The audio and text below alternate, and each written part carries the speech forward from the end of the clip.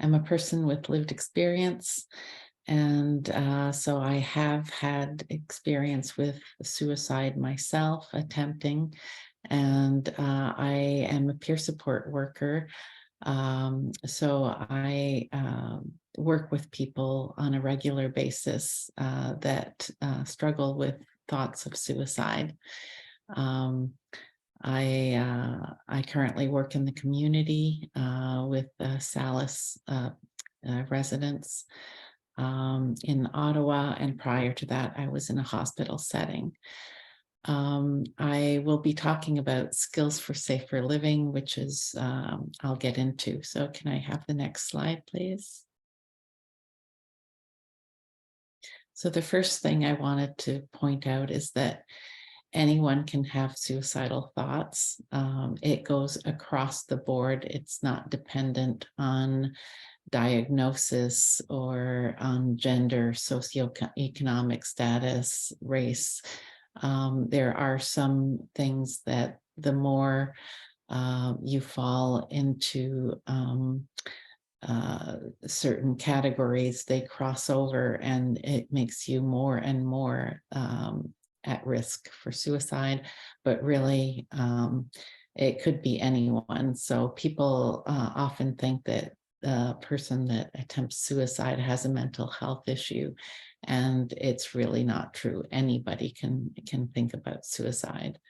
And I think it's pretty common, at least a few times in a lifetime, that somebody might just have the thoughts. For some people, thoughts can be persistent, and that's my own personal experience. And for some, it can ebb and flow, it can come and go. And for some, it's just for a short period in their lives, and then they go away completely. I've personally learned how to make it my normal. And it's been very helpful to just in realizing that there's nothing wrong with me, that there's other people like this. And it's just where my mind goes. There's nothing wrong with it as long as I can feel like I'm feeling safe. The other thing is that thoughts of suicide are a sign of intense emotional pain. And there's a term that was coined psychache in 1993, and it's incredibly painful. You're when you're in that space. The pain is as real and as painful as any physical pain. It's just not it's not visible to the eye, and it just can't be dismissed. It's something that could be just as fatal as any physical illness. Next slide, please. So I'm a facilitator for Skills for Safer Living. It's a suicide prevention intervention that's specifically targeted to individuals who experience suicidal thoughts, who have attempted in the past, and who are at high risk of attempting again. Currently, there are no groups in Ottawa. I was instrumental in bringing the group to Hamilton when I was living there. I'd love to bring it here. So I'm currently looking for any community partnership that would be interested in doing that.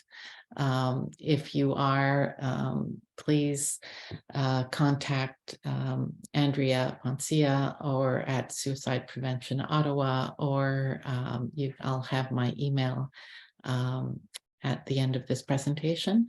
So it's a group that's changed the way I live my life. I had to start by taking the group as a participant, And before becoming a facilitator, I use the skills I learned in this group, both personally on a day-to-day basis, weekly basis, and they work. I'm still here.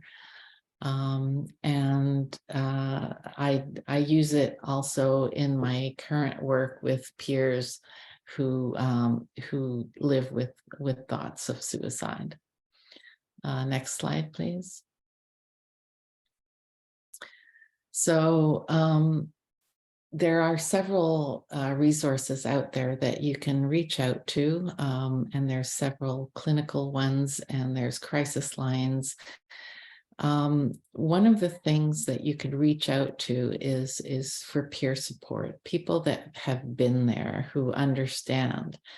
And it could be, it's not when you're in total crisis, and that it's helpful.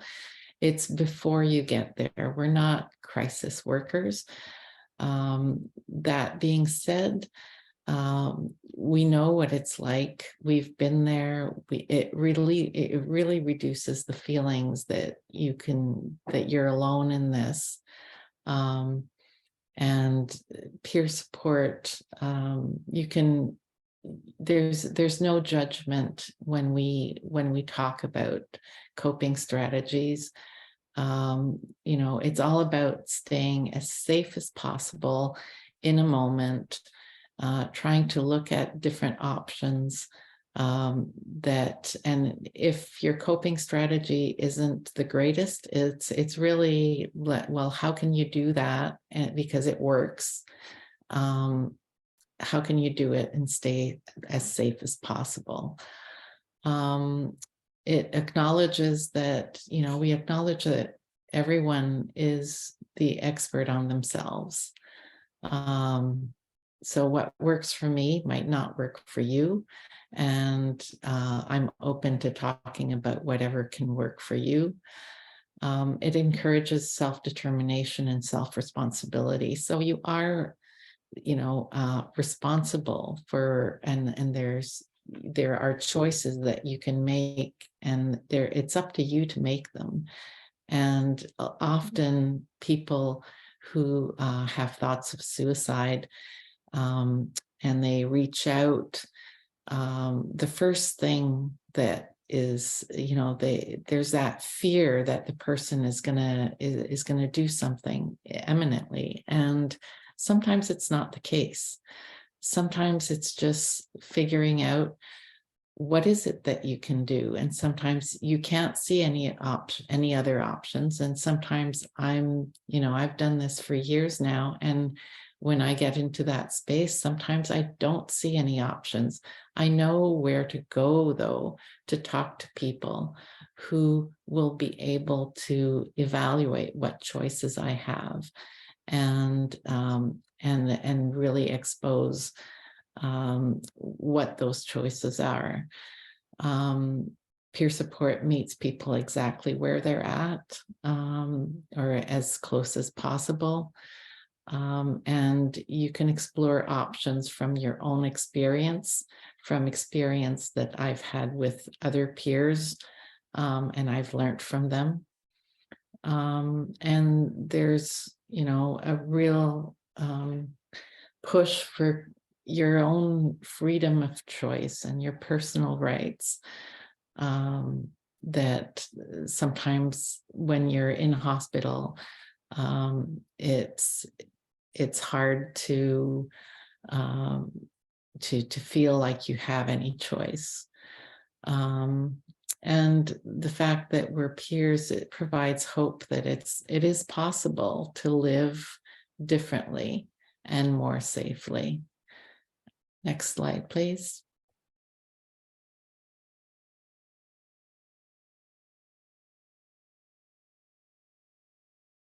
Andrea. Well, so just like I've just said, peer support can instill hope in situations when when you're alone and thinking about suicide, that it's often is hopeless. So peer support can instill hope that it is possible to want to live even when the urge to die is present. And that's very, very true. I live with that daily. Next slide, please. So for when we talk about safety, there's different definition. Everyone has their own definition of safety. So for one person, it might, for me personally, I can walk across the street and not be at the corner. For some people, that would be completely unsafe. It wouldn't be, they wouldn't be able to think. They would go to the corner and wait for the light to change and cross that way. It's not, and it's because maybe in the past, they were exposed to a situation where somebody crossed and they got hit, and that's something that's molded them, and they just can't go there. And it's just it's respecting that person's definition of how safe they feel. And sometimes, like I said, people can have a pretty high threshold of what some people would say is unsafe, and yet for some it's totally okay. It's just listening and figuring out while respecting the person's choices. Next slide, please.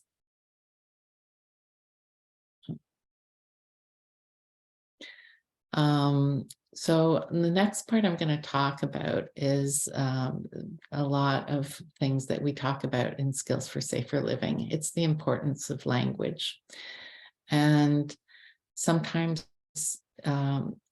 people will, the first thing that we do in Skills for Safer Living is identify feelings. It's incredible how many people can't name the feeling, what they're feeling. It's just very basic. And I have a fairly large vocabulary. I sometimes can't come up with the words. So it's really, it's helpful to do that with someone. And then this is something that's really changed the way I talk to about it. And it's talking about the intensity and the frequency and the duration of the thoughts. It really helps me figure out where I'm at and how safe I am, and how, what's my next step? Where do I want to turn to next? And people do this in different ways. Sometimes it's a color gauge from, yellow to red. Sometimes it's numbers. I used to have a color thing, and now I tend to use numbers because clinical staff, it's often, a 1 to 10 thing. So I've changed my language in order to describe that the intensity of the thought can be really high, but it's not happening that often. It could be happening a couple times a week. So I'm not as worried. The duration, if I can find something to distract myself from thinking about it, I'm not so worried anymore. So it's when the intensity, the frequency, and the duration of the thoughts are high, and I really can't stop thinking about it, that I know that I really need help. So using those words, trying to decipher where the person's at, will really help in identifying what kind of resources to turn to. And the hospital might not be, for me, the hospital is absolutely the last place I want to be. And I will do everything to avoid the hospital, and I will reach out to any other supports in the community, or, connected, a clinical support that's connected with me. So I've also had to develop and improve my language when I communicate with the clinical staff. When I talked to my psychiatrist at the beginning, she just sent me to hospital. Because I had never talked to her about my suicidal thoughts. Skills for Safer Living is where I felt safe to do so for the first time. So it was important to tell her I'm going to be starting to talk about it openly, and it doesn't mean that I need to go to hospital. This is how I'm going to talk about it. And we talk about it every time we have an appointment, and it's much clearer. She feels much more comfortable now that she knows where I stand, and I can communicate that to her. Next slide, please. So with matching the supports to the crisis level, this goes exactly with what I was talking about in the previous slide. It's really important to identify your supports, as well as the people who are not supportive in your life. And some people can be supportive for certain things and not for others. For instance, my mother is very supportive of me. If I was talking about going from 1 to 10, if I'm anywhere higher than a 3 in my suicidal thoughts, I cannot talk to her, because then she'll be triggered and I'll be triggered back and forth, and it's not helpful. So it's knowing which supports are good for where. So anything under a 3, my mom is great. 4 and 5, maybe 6, there's certain friends that I can talk to that they're comfortable talking about suicide, and they're very helpful. If I get over a 7, I'm usually calling a social worker or my GP, just giving them a heads up. And then, if I get higher than that, then I usually have to get really into the clinical supports, calling my psychiatrist and figuring out where I need to go.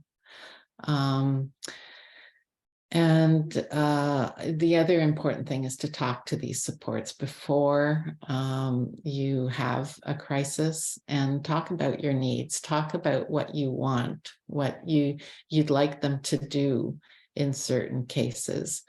So I've done that with my friends, and it's working really, really well.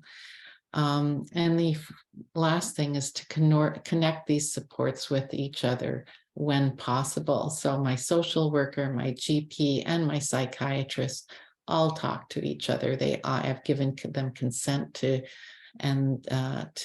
connect with each other, and they can assess me better and get me the help I need just by doing that. Next slide, please. So I said that I am a peer support provider. I work at Psychiatric Survivors of Ottawa.